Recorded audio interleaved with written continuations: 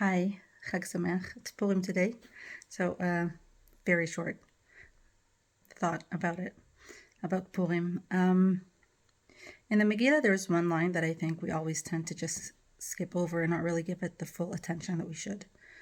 Specifically, it's the line that says that Ha'ir Shushan Haita Nevucha. The city of Shushan was embarrassed or dumbstruck. It appears they just couldn't believe that everything that was happening, the decree of Haman and all the political manipulation that was going behind the scenes in their government and their leadership circles. And we don't really talk about it, but I think that that's a very important thing to consider given the last year and a half, and honestly the last few decades.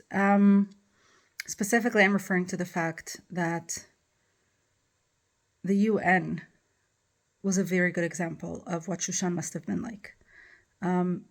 It is a government, not a government, a governing body with the authority to do things all across the world.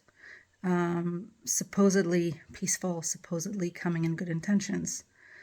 And yet the evil and anti-Semitism was able to infiltrate so high up within this system that they have created the very problem with the way that they were treating the Palestinian people, treating them as if they're refugees when other countries should have been helping them.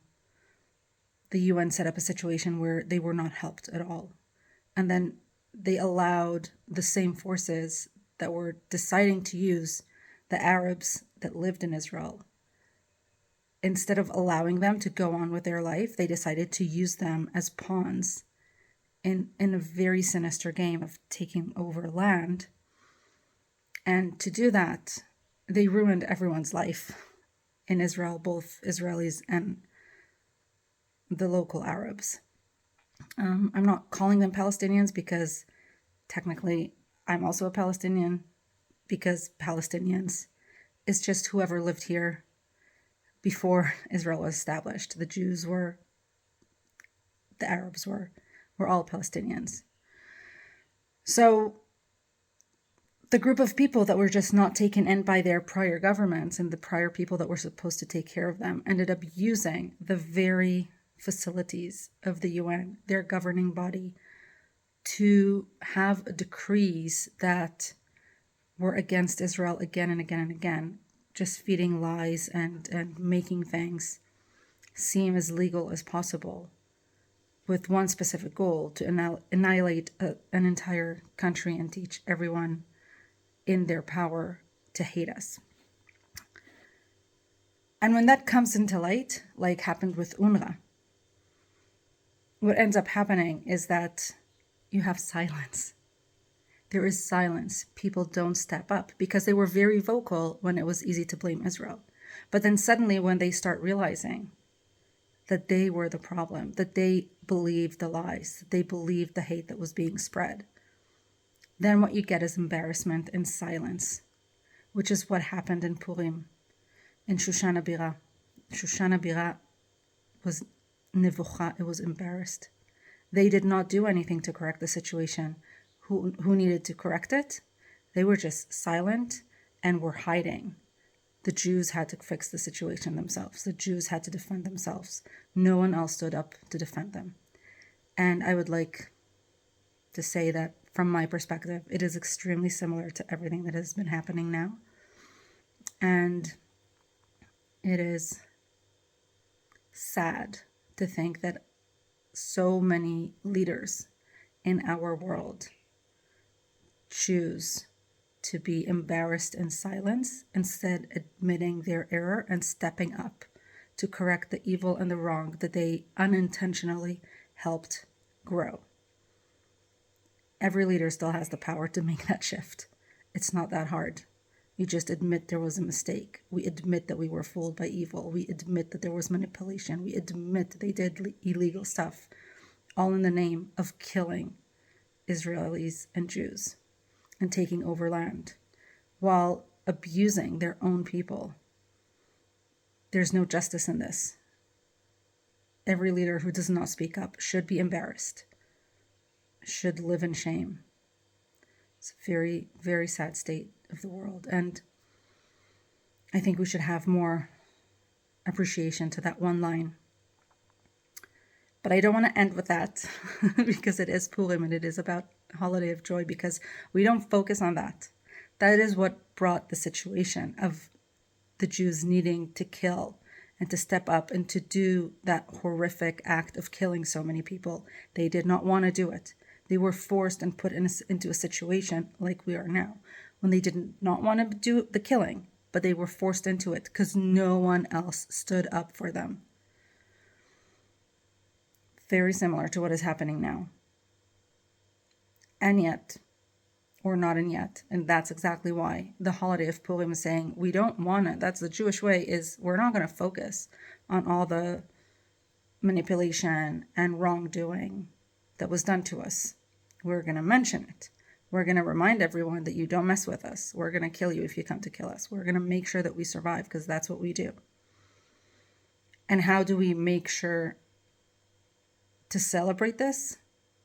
Not by celebrating killing, not by celebrating the downfall of evil. We don't even want to hear their name. Whenever you say the name of the evil character, we make noise. We don't even want to hear his name. We don't want to even remember him. No, what we do, just like after the Holocaust, we come out, we build a country, we build our life. We rebuild our life no matter where we are in the world. Same thing after Purim.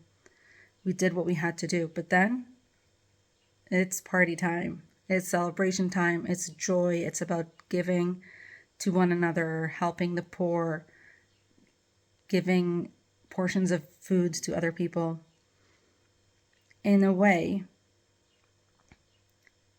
the spirit of Purim is the very spirit that we need to have, every single one of us, for the redemption days.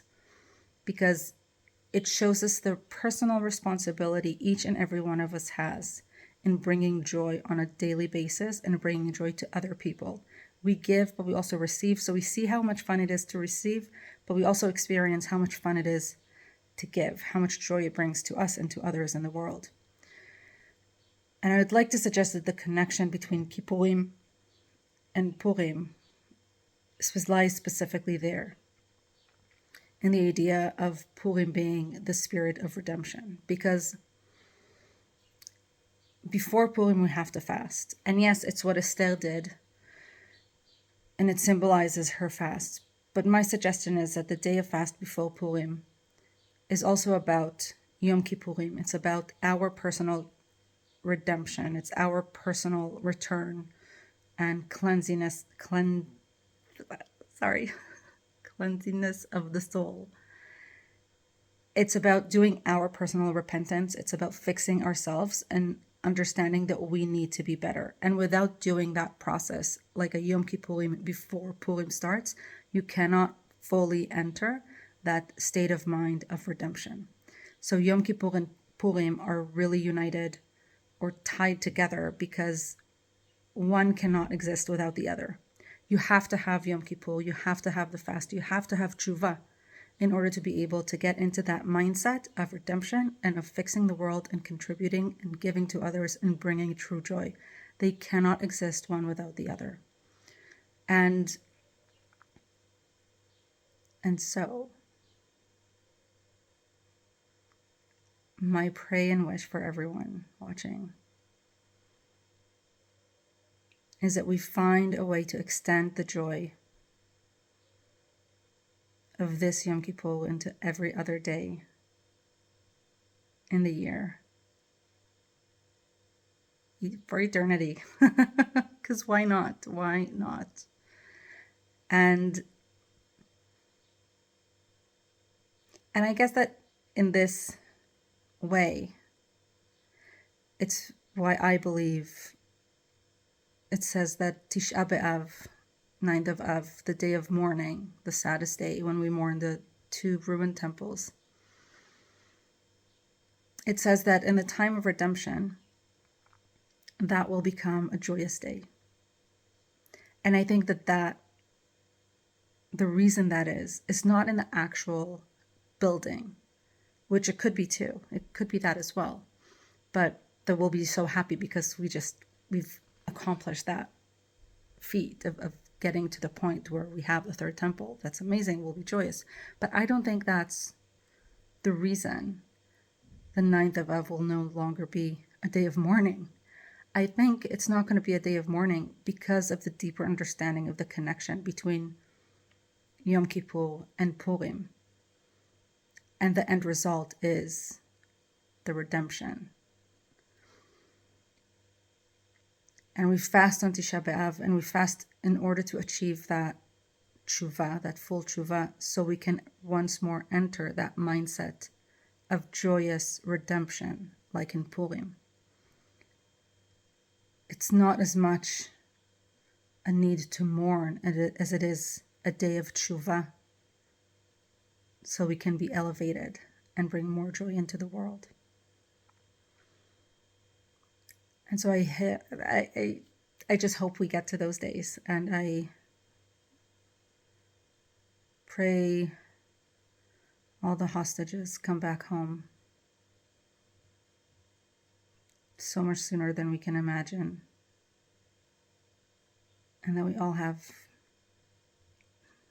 happy Purim and a happy life. Shabbat Shalom.